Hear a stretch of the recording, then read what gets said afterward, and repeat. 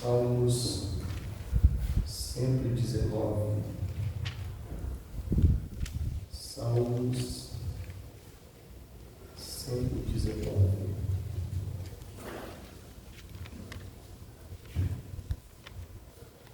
O Salmo 119 é um salmo que muito exalta a palavra de Deus, não? A palavra de Deus, o mandamento, preceitos, leis, enfim. É um salmo que muito exalta a palavra de Deus. Salmos número 119, verso de número 11. Salmos número 119, verso de número 11. Diz assim: guardo no coração as tuas palavras, para não pecar contra ti.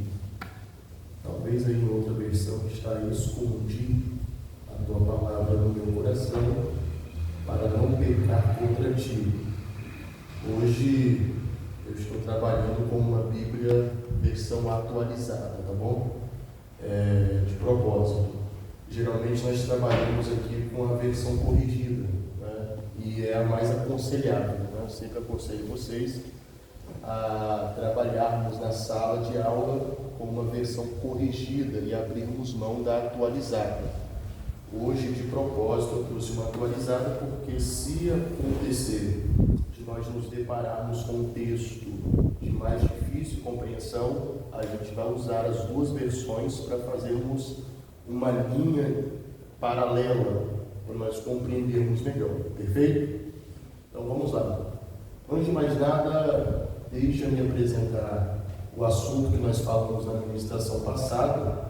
Estávamos dando uma introdução sobre o Pentateuco, né? Os 5 primeiros livros da Bíblia, escritos por Moisés: o Gênesis, o Êxodo, o Levítico, o Números e o Deuteronômio.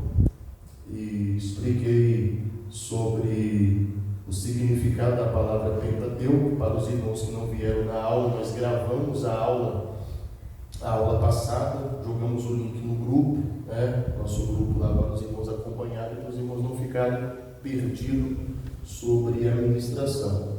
Para os nossos irmãos que estão começando hoje, depois vamos jogar o link dessa aula também, da aula passada, que é para vocês entenderem de onde nós iniciamos o assunto e onde foi que nós paramos. Explicamos aí o significado da palavra Pentateuco, a junção das duas palavras, né, que formam o Pentateuco, Penta e Telcos. Explicamos isso aí. A divisão do Pentateuco, a ênfase na pessoa de Deus, tanto no Gênesis, o Êxodo, Levítico, Números e o Deuteronômio.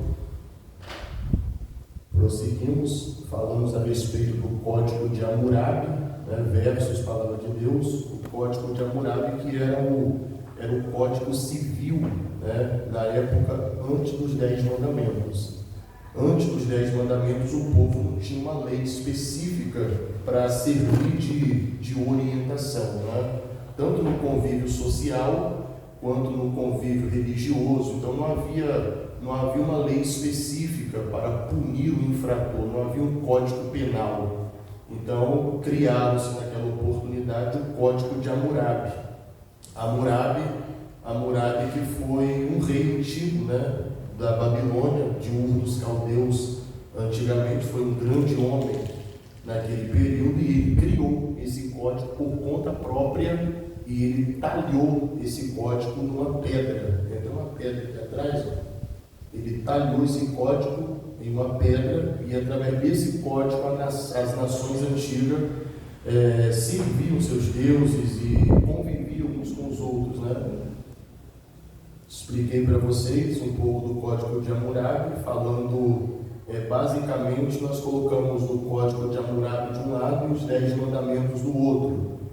O famoso olho por olho já havia antes dos mandamentos de Moisés, já havia o famoso olho por olho, só foi acrescentado o dente por dente, o pé por pé, que era o famoso toma lá da cá, não é? Toma lá da cá, deu um tapa, o outro devolvia, dá uma pedrada, o outro devolve, é o olho por olho, dente por dente, o famoso pagar com a mesma moeda. expliquei para vocês. Falamos também sobre as gerações antes do dilúvio e depois do dilúvio, essas duas tabelas aqui, de Adão até Noé, de Sem até Abraão, ou seja, são 10 gerações deste lado, 10 gerações deste lado. Fizemos um comparativo sobre a idade dos homens daquela época. Olha só, Adão morreu com 930 e o último aqui, Noé, morreu com 950. O mais velho, o homem que mais viveu na terra está aqui embaixo, Metusalém, 969 anos. O segundo, Jared, 962 anos. E o terceiro, Noé, 950 anos. Se comparar com a tabela daqui, a gente percebe como que os homens tiveram mortes prematuras, né? Porque o mais velho dessa tabela foi Sem, o filho de Noé, com 500 anos. O segundo, Éber, 430, e o terceiro, Arfaxade, 403 anos. Perceba que vai caindo, 209, 207, 200, 119, 205, o pai de Abraão, e por último Abraão com 175. Perceba que foi caindo, né? Estamos numa queda tremenda. Claro que tudo isso se dá por ocasião do pecado, né? Por ocasião do pecado, a degradação da raça humana, automaticamente os homens passaram a viver muito menos do que viviam em tempos passados. Nós paramos aqui, basicamente, no livro do Gênesis, que é o local onde nós vamos iniciar hoje. Na verdade, nós falamos sobre isso aqui também. Esse aqui foi um esboço, né, sobre o que vai ser tratado dentro do livro. Falamos das dispensações, são 7. Falamos da queda do homem e da mulher no Éden, as consequências da queda. Isso está tudo gravado lá na aula, tá bom, pessoal? Para os rapazes que não estavam, só depois vai acompanhar lá. Ficamos aqui, então, na Arca de Noé. Se você quiser abrir a sua Bíblia, pode abrir para a gente acompanhar. Gênesis capítulo de número 6. Vamos lá? Gênesis capítulo de número 6. Nós vamos prosseguir daqui hoje, falando sobre a Arca de Noé, para nós darmos seguimento ao nosso conteúdo. Falando sobre a Arca de Noé. Gênesis capítulo de número 6. Gênesis capítulo de número 6. Basicamente, versículo de número 14. Versículo de número 14.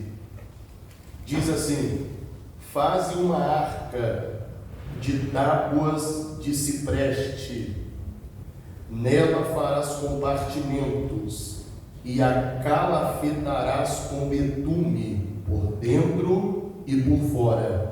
Deste modo a farás. De 300 côvados será o comprimento, de 50 a largura e a altura de 30.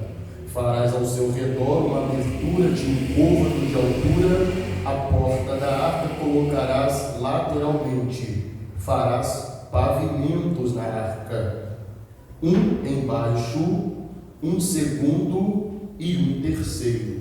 Os 3 compartimentos, pais.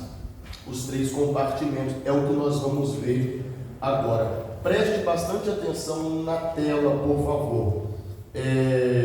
Aqui à frente da arca, tá bom, pessoal? Aqui à frente da arca. Da maneira que está escrito na Bíblia, está aqui, a porta na lateral. A porta na lateral, do lado direito. A porta na lateral do lado direito. Perceba que foi ordenado nos versículos que nós lemos que se fizesse 3 compartimentos ou 3 pavimentos, né? 3 pavimentos, são estes aqui, 1, 2, 3. Perceba que este pavimento aqui, em nível de altura, é superior aos 2 de cima, ok? Exatamente pelo fato de que na parte térrea, aqui na parte de baixo, ficariam os animais de porte maiores, elefante, entre outros, né? De porte mais pesado e de uma altura mais elevada. girafa, entre outros aqui. Ficaram aqui. Na parte superior ficariam os animais de porte menor, de peso inferior também. Ficariam nas partes de cima aqui. E as aves ficariam na parte de cima, aqui, ó. Ok? Então aqui nessa parte nós temos as aves, na parte do meio os animais de pequeno porte, na parte térrea aqui teríamos os animais de porte maior, os mais ferozes, os mais pesados e os animais maiores. Aqui, ó, aqui é a parte térrea, viu? A parte térrea é a parte de baixo. Pastor, nós temos alguns domesticáveis aqui, não. Esses aqui são domesticáveis, são criaturas simples aqui, mansas, estão aqui, ó. Mas olha os maiores aqui e os mais ferozes, ó, em cima aqui, ó. Girafa, os elefantes, enfim, aqui é a parte de dentro da arca, a parte de dentro. Aqui nós temos Noé, Sem, Cã e Jafé, a esposa de Noé e as suas 3 noras trabalhando, né? Porque se alguém pensa, se alguém tem entendimento que eles iriam passar férias na arca, aí as pessoas estão enganadas, né? Eles não foram passar férias na arca, eles iriam trabalhar dentro da arca, ô Lucas, durante todo o período que eles passaram dentro da arca, trabalhando duro, cuidando dos animais, alimentando os animais, tirando todo o excremento dos animais, que eram cerca de 8.000 quilos de excrementos diários, todos os dias, aproximadamente 8.000 quilos de fezes de animais para ser removido. Subiam lá no pavimento de cima, lá, ó, subiam lá no pavimento de cima, aqui, ó, na parte do lá no alto, se fosse o terraço da arca aqui em cima, para poder lançar na água. Então era trabalho duro, né? A gente fala na arca, vão passar na arca, vão escapar do dilúvio, vão ficar comendo, bebendo, dormindo e cantando com os passarinhos, né? Se fosse tão simples assim, não é? Mas não é tão simples assim. Receberam a salvação? Positivo. Receberam o livramento? Positivo. Foram guardados por Deus, porque Deus fechou a arca, essa abertura aqui, ó, Deus a fechou pelo lado de fora. Foram guardados? Sim, foram guardados. Só que eles vão precisar pagar um preço, vão ter que trabalhar, vão ter que fazer a manutenção da arca, no sentido de limpeza e no sentido de organização. Você já parou para pensar durante o período que passaram na arca, se eles permanecessem sem tirar os excrementos dos animais, as fezes, imagina, eles seriam tomados por um fedor terrível durante a estadia na arca. Então todos vão precisar trabalhar duro para manter as coisas em ordem, porque a arca não foi uma colônia de férias, foi um lugar que abrigou essa família para protegê-la da destruição do dilúvio, para depois do dilúvio eles estarem dando origem às novas gerações que viriam, mas para tudo isso eles vão precisar trabalhar muito duro, ok? Geralmente as pessoas falam que a arca é tipo da igreja, não é? A arca, eles falam que a arca é tipo da igreja, e falam certo, a arca é um tipo para a igreja. O dilúvio está aí, é o mundo, né? E a arca é o lugar que nos abriga. Só que a igreja não pode ser vista como uma colônia de férias, né? A igreja não pode ser vista como uma colônia de férias. Nós estamos abrigados nesta arca, entretanto, precisamos trabalhar muito duro para mantermos a organização, a harmonia dos trabalhos dentro da arca, não é assim? Então, trabalho duro, trabalho muito duro. Vamos prosseguir na leitura do texto.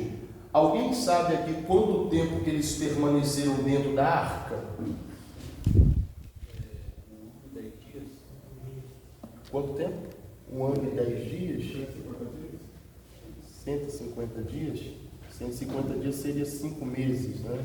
1 ano e 10 dias, 5 meses, Alguém sabe mais alguma coisa? Pode falar, pessoal, não precisa ficar com medo. A gente vai ler o texto para a gente poder conferir. 40 dias e 40 Quantos? noites. 40 dias e 40 noites. 40 dias e 40 noites. Foi o período que choveu. 40 dias e 40 noites foi o período que choveu. Só que choveu, Deus abriu todas as fontes do grande abismo. Então veio chuva de cima e água que brotou de baixo. Então foi fazendo assim o volume, Chuva de cima e as fontes dos abismos foram liberando água para cima, Os lençóis freáticos foram se rompendo e as águas foram brotando. Então foi água de cima e água de baixo. E nisso a terra foi se avolumando no nível de água durante 40 dias e 40 noites. Só que depois que a chuva cessou, que Deus travou todas as fontes, a água ainda ficou na face da terra e a arca ficou pairando sobre a face das águas, ainda em movimentação, até que as águas se secaram completamente. Vamos ler os textos para a gente poder fazer dar esse confere? Vamos lá. Nós estamos no versículo de número 17 da nossa leitura. Vamos prosseguir? Versículo de número 17. Fala que esse varão para passar pela outra porta. Esse varão, meu filho, passa pela outra porta, meu filho. Aí já abriu agora. Não, já abriu agora, está trancado. Está trancado. O varão deixou a gente sem chave. A chave está naquele muro, até abriu no trabalho. Aí vai passar por lá. Muito bem, vamos prosseguir na leitura, versículo 17 do capítulo 6. Porque estou para derramar águas em dilúvio sobre a terra, para consumir toda a carne que há fôlego de vida nos céus. Tudo que há na terra perecerá. Contigo estabelecerei a minha aliança. Entrará na arca tu e teus filhos, a tua mulher e as mulheres dos teus filhos. De tudo que vive, de toda a carne, 2 de cada espécie, macho e fêmea, farás entrar na arca para os conservar vivos contigo. Capítulo de número 7, verso 1. Disse o Senhor a Noé: entra tu na arca e a tua casa, porque reconheço que tens sido justo diante de mim no meio desta geração. De todo animal limpo levarás contigo 7 pares, macho e sua fêmea, mas dos imundos 1 par, macho e sua fêmea. Também das aves do céu 7 pares, macho e fêmea, para conservar a semente sobre a terra. Porque daqui a 7 dias farei chover sobre a terra durante 40 dias e 40 noites. E da superfície da terra exterminarei todos os seres que fiz. Preste atenção nos detalhes, E tudo fez Noé segundo o que o Senhor lhe havia ordenado. Prossigamos. Tinha Noé 600 anos de idade quando as águas do dilúvio inundaram. É bom que você risque essa parte aí. Tinha Noé 600 anos de idade.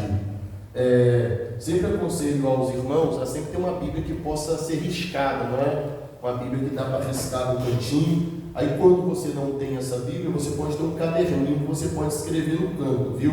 É bom ter uma Bíblia que você pode fazer ela tipo de rascunho, né? Você pega, vamos supor, a gente compra uma Bíblia nova, essa Bíblia nova eu não vou riscar ela, não é? Não vou riscar. Mas você tem aquela Bíblia que já está bem batidinha, já, né? Pedindo para você substituí-la por outra nova. Essa Bíblia é aquela que você risca, que você faz rascunho e tal. E essa Bíblia geralmente é a Bíblia que você nunca mais vai querer abandonar, porque é a Bíblia que você vai ter todas as informações que são necessárias, vai estar ali. E essa é uma informação necessária, preste atenção.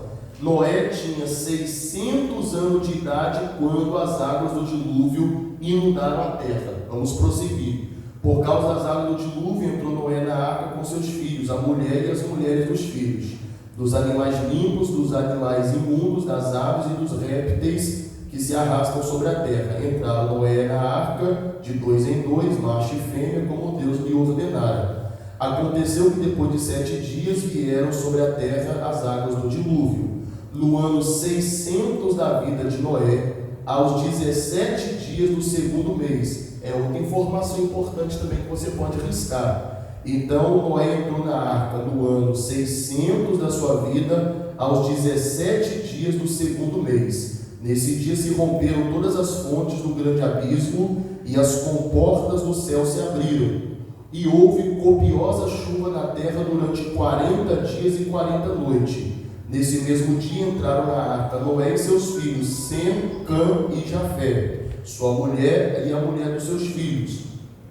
E eles e todos os animais segundo a espécie, todo gado segundo a espécie, répteis que se rastejam sobre a terra e suas espécies, todas as aves segundo as espécies, pássaros, tudo que tem asa. Toda a carne que havia fôlego de vida entraram de 2 em 2 na arca junto com Noé, e eram machos e fêmeas que entraram de toda a carne, como Deus havia ordenado, e o Senhor fechou a porta após ele, fechou pelo lado de fora. Durou o dilúvio 40 dias sobre a terra, desceram as águas e levantou a arca sobre a terra. Predominaram as águas e cresceram sobre a terra. A arca,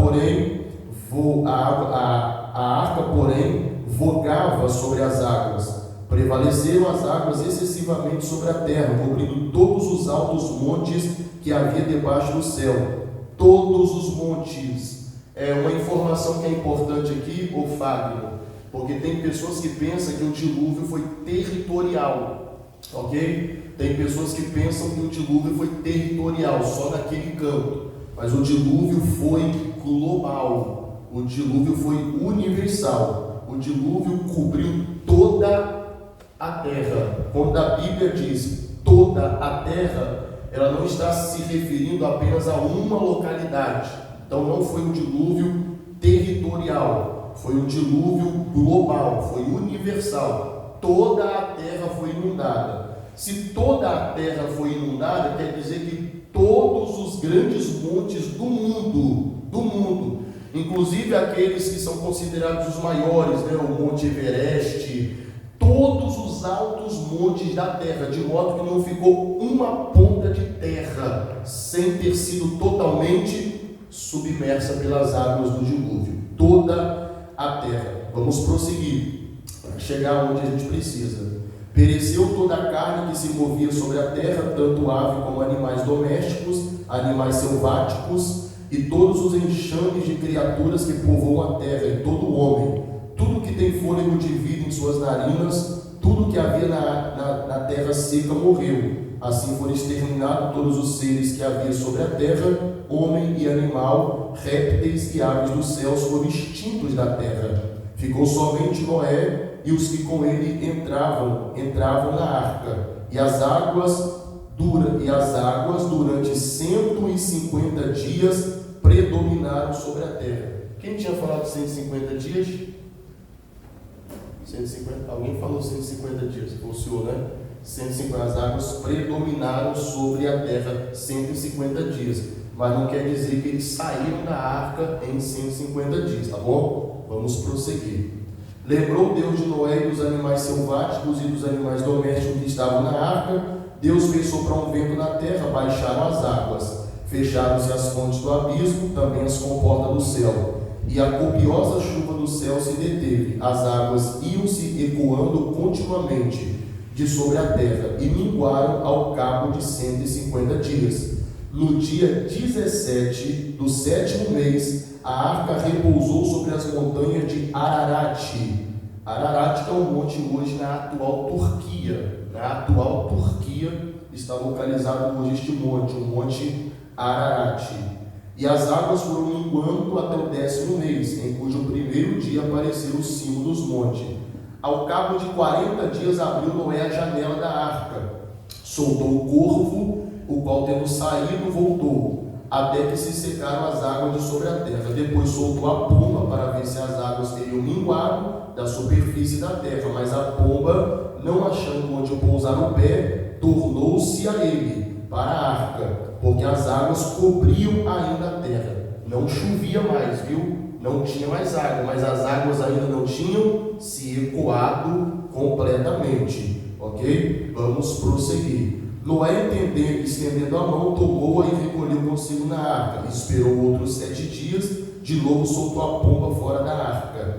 À tarde voltou, trazendo no bico uma folha de oliveira. Assim Noé entendeu que as águas tinham minguado sobre a terra. Então esperou mais 7 dias e soltou a pomba. Ela, porém, já não tornou a ele. Sucedeu que no primeiro dia do primeiro mês do ano 601, as águas se secaram de sobre a face da terra. Noé removeu a cobertura, olhou, eis que o solo estava enxuto, e aos 27 dias do segundo mês a terra estava seca. Então disse Deus a Noé: sai da arca, e contigo a tua mulher e teus filhos e as mulheres de teus filhos. Alguém tinha falado um ano e quantos dias? Mas quem te falou isso? O senhor tinha lido na Bíblia já. É mesmo? Muito bem, Fábio, pega um pouquinho de água, por favor. Você já tinha lido na Bíblia? Muito bom, né? Por isso que é bom ler a Bíblia, ok, pessoal? Nunca acredita de bate-pronto, de imediato, em qualquer coisa que você ouvir as pessoas falando. O que você precisa fazer para você ter a certeza absoluta de que realmente é o que está escrito, o que a pessoa falou? Quando você, com os seus próprios olhos, verifica e confirma, ok? Verifica e confirma. Eu, logicamente, já sabia há anos que a arca durou, a água prevaleceu durante tanto tempo, e tanto tempo foi o prazo que eles ficaram na arca. Mas nós lemos o texto só para vocês terem a veracidade do que está escrito, para conferir. Por isso que eu falei para vocês riscarem, porque é algo que vocês nunca mais devem esquecer. O período que a chuva caiu, o tempo que a água predominou, o tempo que levou para a água ecoar e o tempo que Noé e a família permaneceu. Perceberam? Noé fez aniversário dentro da arca. Noé fez aniversário dentro da arca. Então, são coisas relevantes que nós precisamos. Obrigado. Muito bem. São coisas que vocês precisam conferir.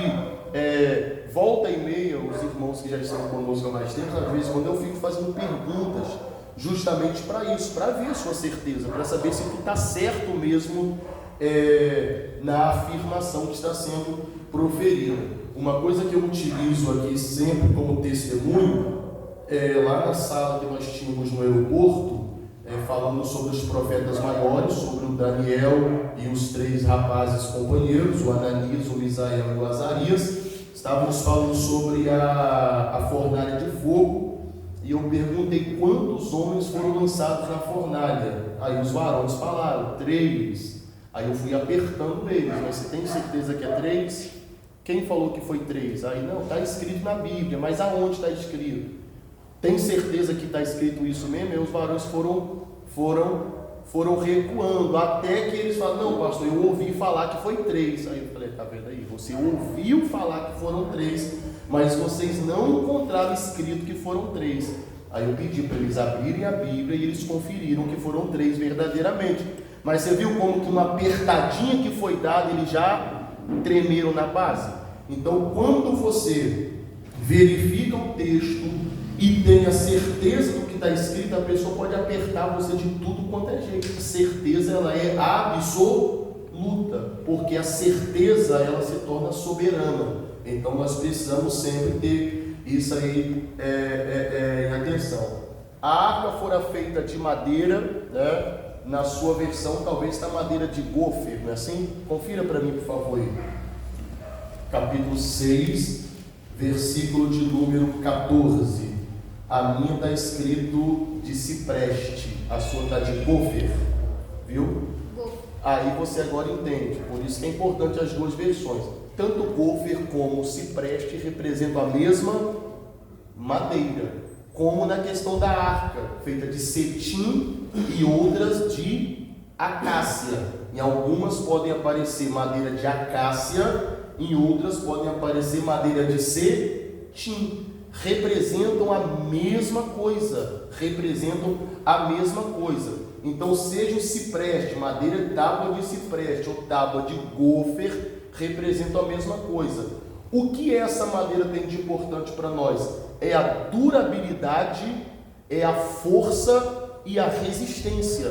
Por isso que foi utilizada essa madeira para... Existiam outras madeiras? Logicamente que sim. Mas por que fora usada essa madeira? Por causa da resistência, da durabilidade e da força. Essas madeiras, elas suportariam toda a pressão das águas batendo sobre ela de forma frontal. A arca não ficou parada num só lugar. A arca, ela movimentava-se sobre a água, porque está chovendo muito forte.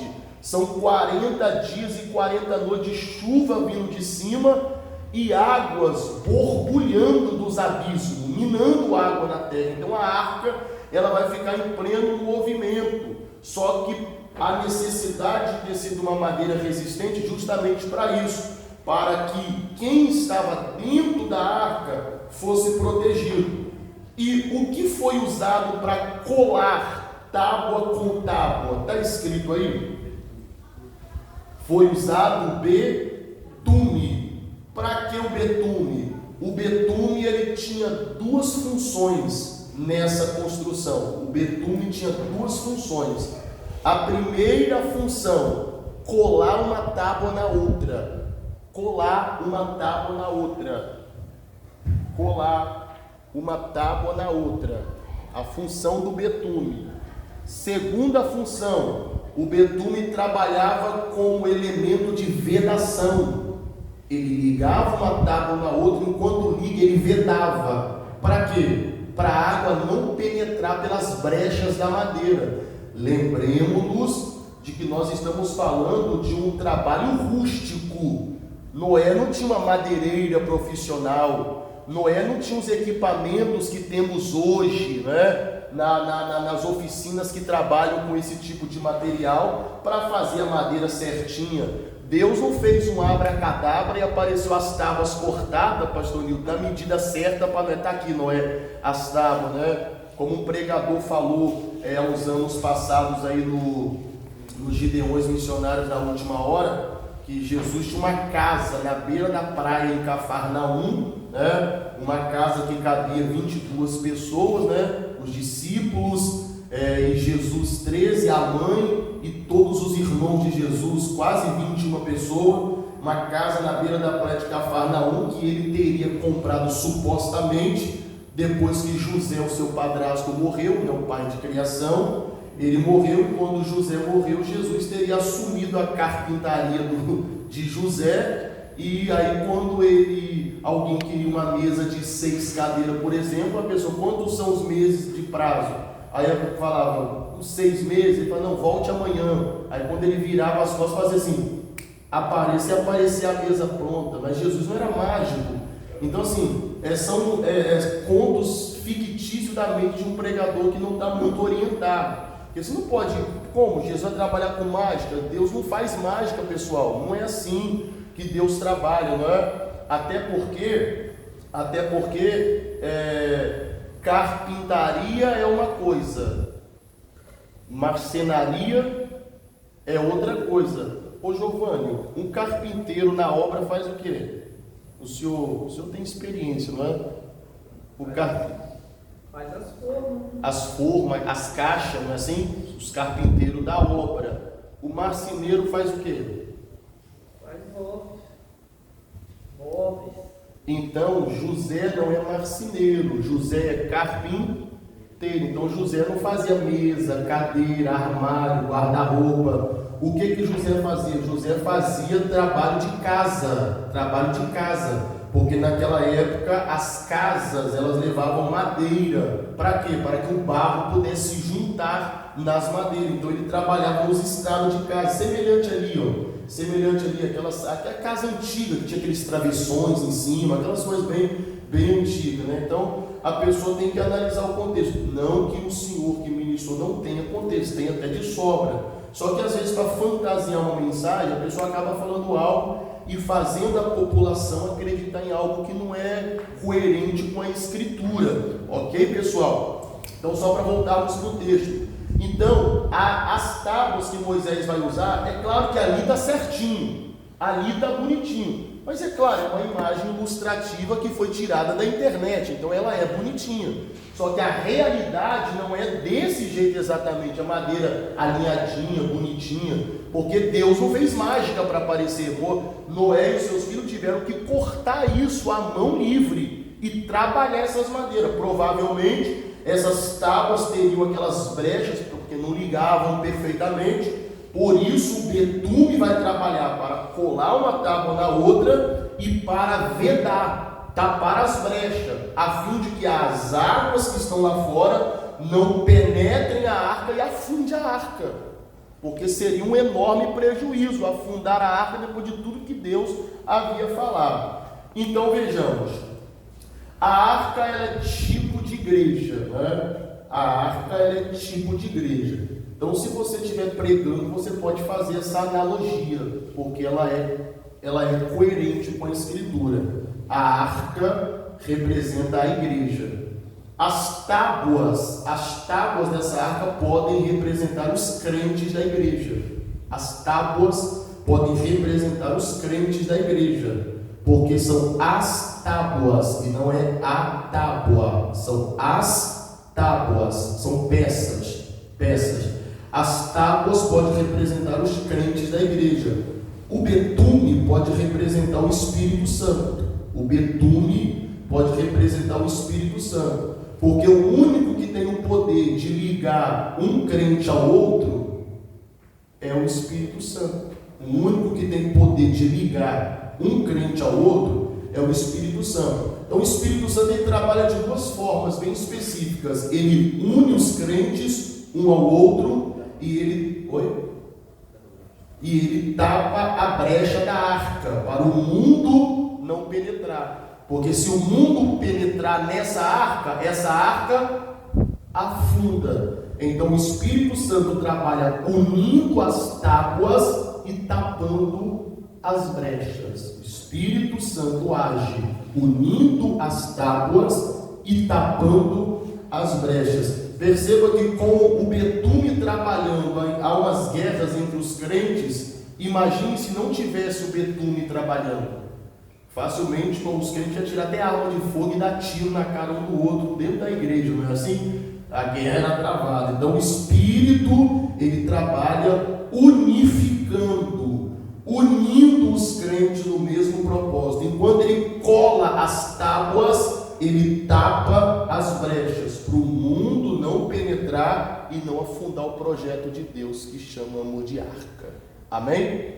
Alguma dúvida sobre a arca? A gente sabe mais do que deve já sobre a arca, né? Percebeu o arco aqui em cima aqui, ó, da arca? O arco aqui. Depois no capítulo 9, Deus estabelece com Noé. É o pacto, né? É o pacto noético. Quando alguém falar com você sobre aliança noética ou pacto noético, aí você lembra, é o arco. É o arco. Deus disse, eu vou colocar o meu arco nas nuvens, aí vocês vão saber que eu nunca mais vou destruir a terra com águas ou com dilúvio. Então toda vez que chover, vocês dão uma olhada para cima, disse Deus, aí eu vou colocar o meu arco nas nuvens. É o arco do meu concerto, é o arco da minha aliança. É só um detalhe que tem que ser ressaltado aqui nesse arco, é que nós temos que evitar usar a expressão arco-íris. Arco-íris. Deus ele não menciona arco-íris. Deus menciona arco. Arco celeste. Arco de Deus, ok? Jamais arco-íris. Numa doutrina chamada heresiologia, nós vamos falar dessa íris, tá bom? Arco-íris. Vamos explicar o que quer dizer essa íris aí. Agora, só aqui para nós complementarmos, esquece a íris, é arco de Deus. Pastor, mas na minha Bíblia está escrito arco-íris. São versões que às vezes vêm até as nossas mãos e trazem essas complementações que são muito perigosas. Só que não existe arco-íris, é arco de Deus, é arco celeste, ok? Então quando você vê o arco, é o arco de Deus, é o arco celeste, é o arco da aliança, e não é arco-íris. Perfeito assim? Ok? Então vamos prosseguir, porque o próximo assunto, logo na sequência da arca, é a Torre de Babel. Lembramos-nos que nós estamos na dispensação do governo humano. Falamos a semana passada, estamos na dispensação do governo humano. O que é o governo humano? É quando os homens governam, né? é quando os homens direcionam as coisas, princípios, estabelecem reis, leis, etc. e tal. E aqui nós temos a Torre de Babel. A Torre de Babel, Gênesis capítulo de número